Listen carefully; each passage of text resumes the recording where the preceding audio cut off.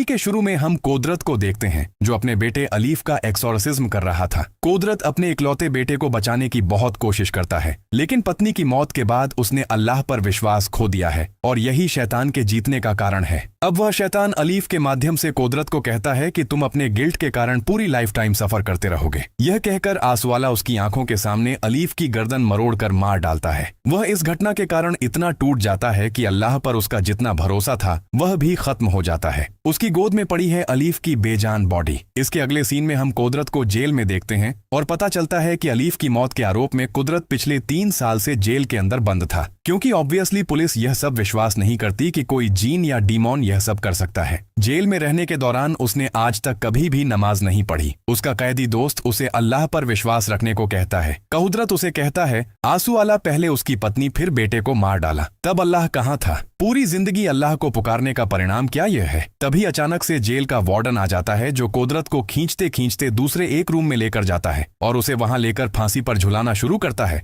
और हम जानते हैं कि इस वार्डन को भी आंसुवाला शैतान ने ही पसेस्ट किया था। इतने साल बाद भी आंसुवाला कुदरत का पीछा नहीं छोड़ा, क्योंकि जब आंसुवाला ने यह पता लगाया कि कुदरत को माफी मिल गई है और अब वह जल्द ही जेल से छूट जाएगा, तो उसने कुदरत को फांसी देकर खत्म कर दिया। लेकिन मरने से पहले कुदरत ठीक ही अल्लाह की महानता घोषित की थी, इसलिए अल्लाह उसे माफ करता है और उसे फिर से धरती पर भेजता है। आंखें खोलते ही देखता है मॉर्ग की लाशों के बीच वह सोया हुआ है। बाद में कुदरत वहां से भागकर अपने गांव चला आता है। 3 साल बाद गांव लौटते ही उसकी नजर एक साइन बोर्ड पर पड़ती है। उसमें लिखा था यह जमीन पिजान ट्रेंट काहुरीपन बोर्डिंग स्कूल की है, यहाँ स्थानीय लोगों का आना अलाउ नहीं है। कुदरत इतने साल बाद गांव लौटकर हैरान हो जाता है, क्योंकि पूरे गांव में सूखा चल रहा है। गांव में प्रवेश करते ही कुदरत एक घर से चीख सुनता है। वह समझ जाता है मामला क्या चल रहा है, लेकिन वह इसे इग्नोर कर आगे बढ़ जाता है। असल में उस घर में जिहान नाम की एक लड़की को एक जीन ने पसेस्ट किया है। उनकी बातें सुनकर पता चलता है इस गांव में अब यह मामला महामारी की तरह फैल रहा है। जिहान को घर में बांध कर रखा गया है। इस बीच जिहान को शांत करने की कोशिश करते हैं तो वह सिर हिट कर खुद को मार डालती है। कुदरत पिजान ट्रेंट काहुरीपन के स्कूल आते ही मुलाकात जाफर के साथ होती है। वह उसका बचपन का दोस्त है। यहीं दोनों ने एक्सोर्सिज्म सीखा है। कुदरत उसे गांव की इस तरह की हालत का कारण और कायरोचिम के बारे में पूछता है। जाफर कहता है पहले सब ठीक था, लेकिन जिस दिन तुम्हारे जेल जाने और अलीफ की मौत की खबर आई थी उसी दिन से काय बीमार थी और उसी दिन से गांव पर एक अनजान विभीषिका उतर आई। इन सब के बाद मैंने इस स्कूल चलाने की जिम्मेदारी ली है, जिसके कारण अब गांव के लोग जाफर को ही उस्ताद कहते थे। जाफर पूछता है कुदरत तुम्हें क्या हुआ? तुम्हारा अल्लाह पर अगाध विश्वास, उसकी शक्ति,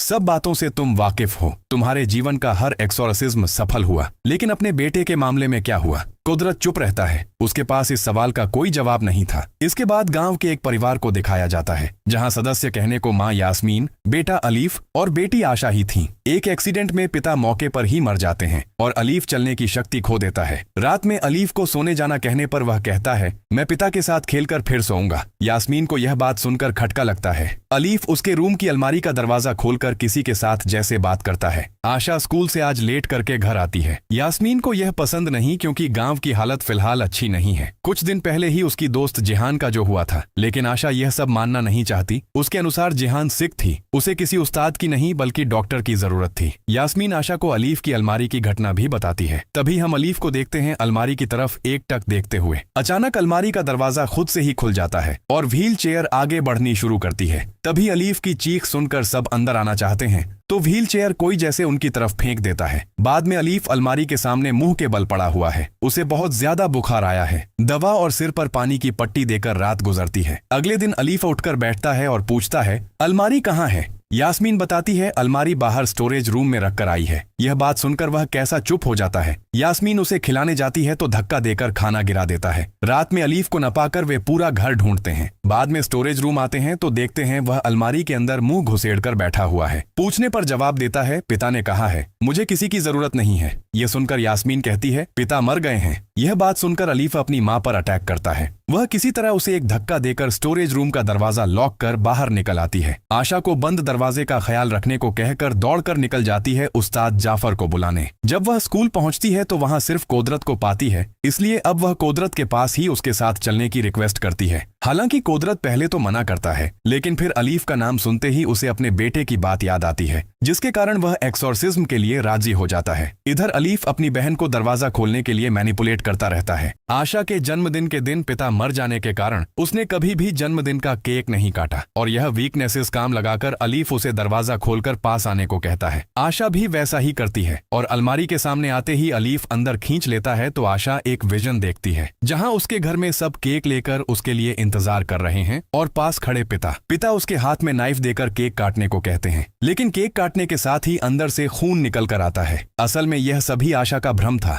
रियल लाइफ में आशा केक नहीं बल्कि नाइफ से अपनी हाथ की नसों को काट रही थी। लकीली तभी यास्मीन कुदरत को लेकर प्रवेश करती है। कुदरत जल्दी से एक्सोर्सिज्म शुरू कर देता है। वह जी जान से अल्लाह का नाम लेकर जीन को इस बच्चे का शरीर छोड़ने को कहता है। अलीफ बार बार कुदरत के अल्लाह पर आस्था को लेकर व्यंग्य कर रहा था, लेकिन आखिरकार अलीफ के मुंह से काला खून निकल कर आने के साथ ही अलीफ की बॉडी से जीन बाहर निकल जाता है। लेकिन जाने से पहले वह कुदरत को कहता है, मैं तो जा रहा हूँ, लेकिन मैं जिस शैतान की पूजा करता हूँ वह मुझसे भी ज्यादा पावरफुल है। वह बदला लेने जरूर आएगा। फिर कुदरत जब स्कूल वापस जा रहा था तो उसे फिर से आसवाला शैतान वुल्फ के रूप में अटैक करता है। कुदरत उसे पहचान लेता है, लेकिन आसवाला उसे उसके बेटे अलीफ का डर दिखाकर ऊपर से फेंक देता है। लेकिन अल्लाह की रहमत जिस पर होती है उसे कौन शैतान मार सकता है। आशा के घर में अलीफ को फिर से ईविल स्पिरिट पसेस्ट कर लेता है, लेकिन पल भर में वहां जाफर पहुंच जाता है, जो अलीफ और उसके फैमिली को स्कूल लेने आता है एक्सोर्सिज्म करने के लिए। इसके बीच कुदरत भी आता है और वह जाफर को कहता है, अलीफ को अब कोई छोटा मोटा जीन पसेस्ट नहीं किया है, बल्कि आसवाला ही पसेस्ट किया है, जो एक सॉर्सरर है, जो शैतान का डायरेक्ट डिसेंडेंट यानी वंशज है। और कुछ समय पहले कुदरत जिस पावरफुल जीन को अलीफ की बॉडी से बाहर निकाला था वह तो केवल आसवाला का हेंचमैन था, इसलिए अब वह यह एक्सोर्सिज्म परफॉर्म करना चाहता है। जिस पर जाफर कहता है, मैं सारी बातें समझ गया हूँ, लेकिन मैं तुम्हें अलीफ का एक्सोर्सिज्म परफॉर्म नहीं करने दे सकता, क्योंकि मैं नहीं चाहता कि तुम आसवाला के बदला लेने की आग में इस अलीफ की जान को खतरे में डाल दो।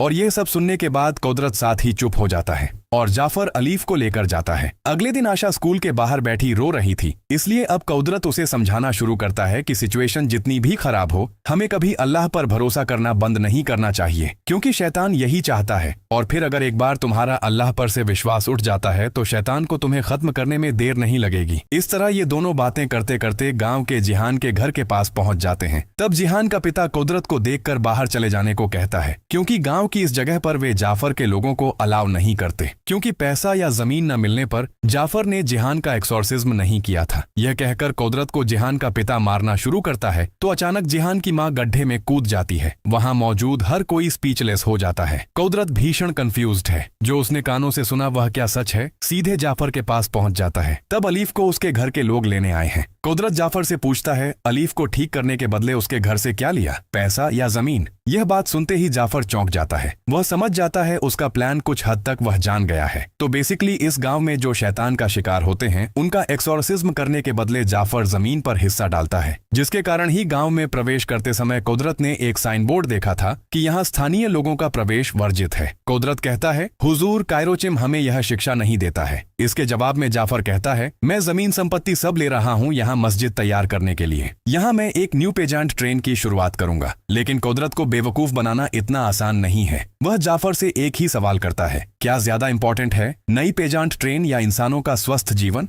जाने से पहले कुदरत कह जाता है, यास्मीन की जमीन और संपत्ति पर नजर डालने की कोशिश भी मत करना और एक्सोर्सिज्म के बदले कभी पैसा भी मत मांगना, क्योंकि कायरोचिम यह शिक्षा हमें नहीं दिए। लेकिन जाफर भी उसे छोड़कर बात नहीं करता, बल्कि उलटे उसे गांव छोड़कर चले जाने को कहता है। दूसरी तरफ हम देखते हैं कि यास्मीन के घर में अचानक बिजली चली जाती है। यास्मीन स्टोरेज रूम में मीटर बॉक्स चेक करने जाती है तो किसी की प्रेजेंस महसूस करती है। हैरिकेन उठाकर देखने जाएगी और तभी आग बुझ जाती है। वह जितनी बार आग जलाने की कोशिश करती है उतनी बार ही वह बुझ जाती है। डर से कांपते कांपते हैरिकेन को एक बार और जलाने की कोशिश करती है तो आंसू वाला उस पर झपट पड़ता है और वश में कर लेता है। इधर यास्मीन को आने में देर होती है तो आशा माँ को ढूंढने जाती है। तभी पसेस्ड यास्मीन जाफर को बुलाकर लाने को कहती है। आशा भी कुछ न समझकर उसे लाने निकल पड़ती है। तब तक कुदरत का समय चला आता है गांव छोड़कर चले जाने का, इसलिए आखिरी बार कायरोचिम को अलविदा कहने आता है तो वे उसके कानों में कुछ कहने का प्रयास करते हैं, लेकिन जाफर के लोग उसे उसे पीछा करके घर भेजने की कोशिश करते हैं, तो इस जगह हम कुदरत का एक नया रूप देखते हैं। वह सिर्फ उस्ताद नहीं बल्कि एक अच्छा मार्शल आर्ट स्पेशलिस्ट है। वह जाफर के लोगों को मारकर हाथ पैर तोड़ डालता है। वह समझ गया था जाफर कुछ एक रहस्य उससे छुपाने की कोशिश कर रहा है। तभी जाफर के घर का दरवाजा तोड़कर अंदर प्रवेश करता है तो सुनता है जाफर फुसफुसाकर क्या पता क्या कह रहा है।